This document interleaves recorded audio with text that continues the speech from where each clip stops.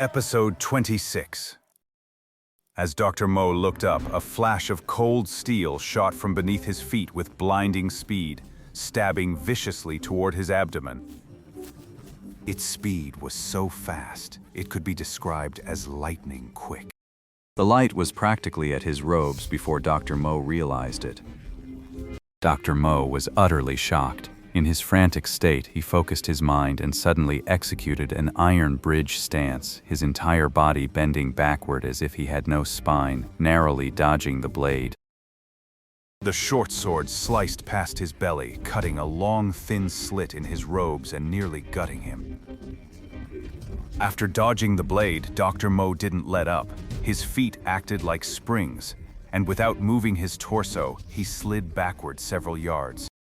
He rose to his feet, glaring with a mix of shock and fury toward the spot where the sword light had erupted.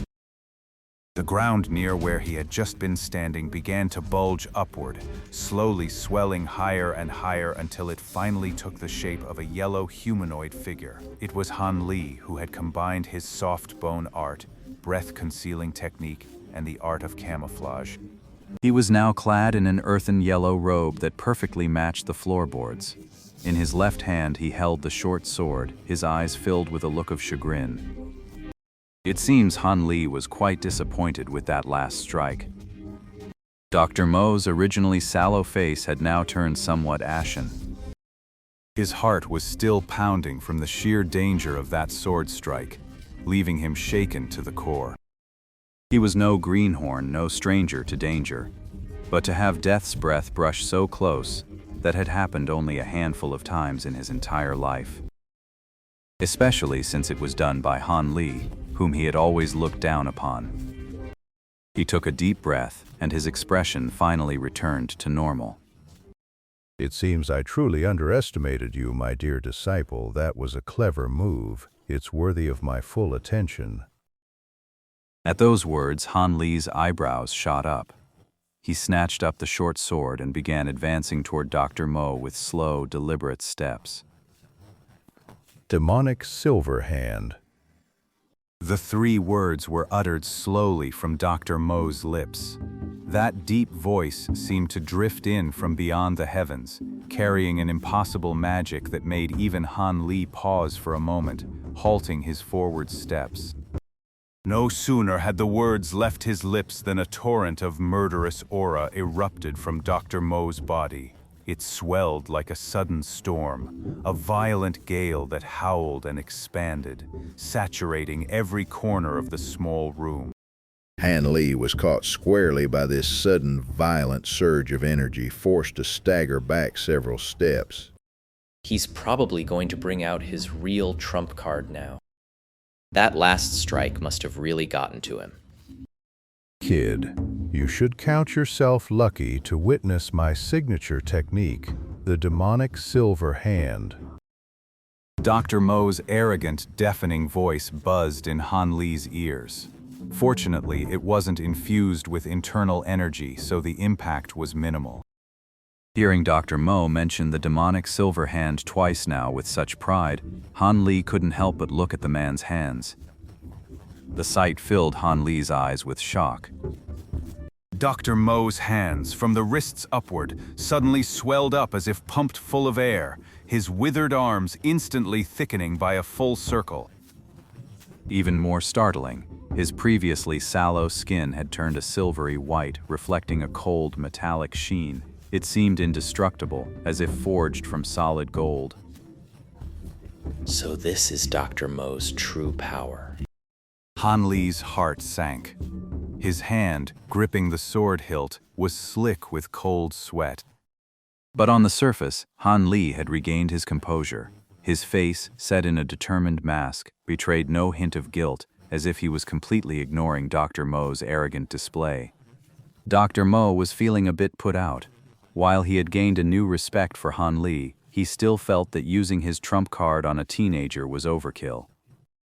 So what he really wanted to see was Han Li scared out of his wits, flustered and helpless.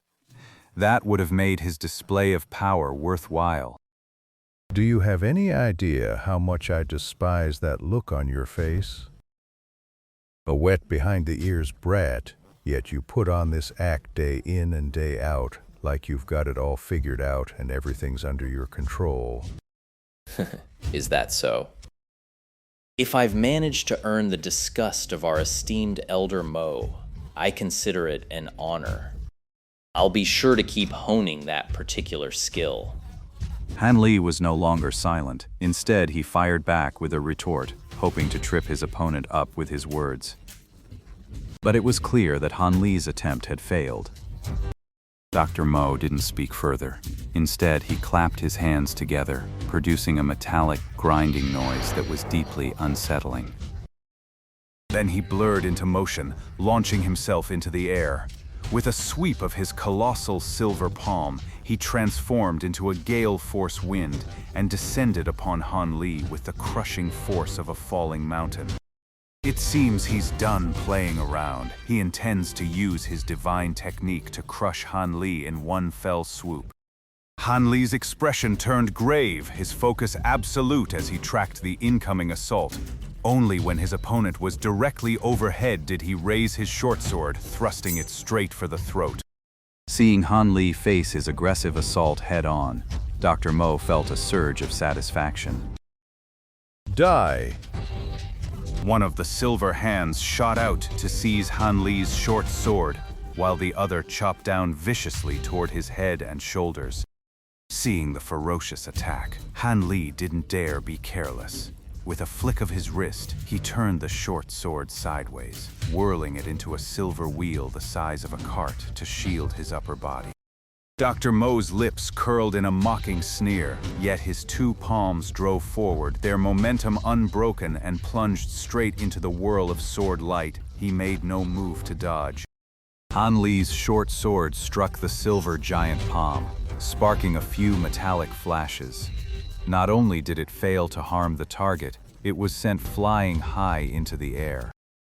Seizing the opening, Dr. Mo flipped his palm and extended a single finger, giving the retreating blade a light flick. Han Li felt a jolt of heat shoot through his palm, and the weapon in his hand was sent flying. It shot sideways and embedded itself deep into the wall. Simultaneously, his other silver hand shifted from a palm to a claw, aiming to seize Han Li's collarbone and lock down his movements, intent on capturing him alive. The situation had turned dire, and Han Li was in grave danger, yet he showed no panic. With a slight shift of his shoulders, his entire form blurred, transforming into a wisp of green smoke right under Dr. Mo's nose and charging straight ahead. Dr. Mo was shocked by this ghostly movement technique, but he used his own falling momentum to transform his hands into a thick silver curtain, trying to trap the smoke. But this green smoke was truly bizarre. It suddenly swirled outward, twisting at an unimaginably strange angle, and slipped right through the silver screen. Then, with a sharp turn, it darted behind the corner of the room to Dr. Mo's left before finally stopping. It gradually solidified, revealing Han Li's true form.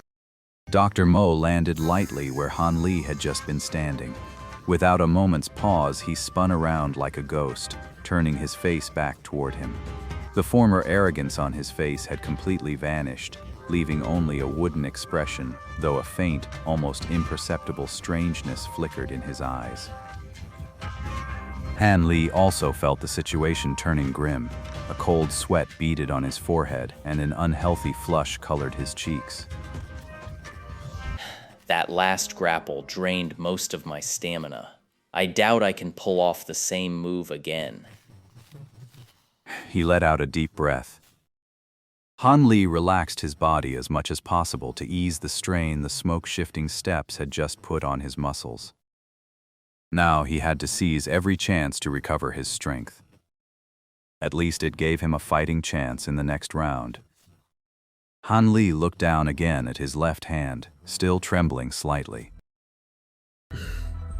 This hand is completely numb. I can't even lift a sword.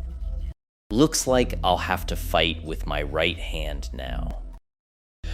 I've lost most of my stamina. I can't use the smoke-shifting steps anymore. And to make it worse, I can only fight with one hand. This is about as bad as it gets. It looks like I have no choice but to use my final hidden trump card. Han Li glanced at the sun outside the window. The timing was perfect for this move. He glanced once more at the short sword embedded in the wall. Looks like there's no chance of retrieving that weapon. Han Li paused for a moment, then drew another weapon from his robes. It was also a short, sheathed blade, about half a foot long. Given its short length, calling it a short sword is a stretch. It's more like a dagger. It looked much broader and thicker than an ordinary dagger, and was just as gleaming and sharp. Han Li tossed the scabbard aside, switched to a right-handed grip, and extended his arm, pointing the blade diagonally at his opponent in an offensive stance. Dr. Mo took all of this in, but he didn't rush forward to attack. He clasped his hands behind his back, his expression suddenly turning amiable. Han Li, you've managed to slip away time and again. That truly is beyond my expectations. But do you really think you can be as lucky as last time and slip from my grasp once more? The footwork you just used is quite miraculous, but it seems to have significant limitations. Your stamina alone won't let you pull that off again.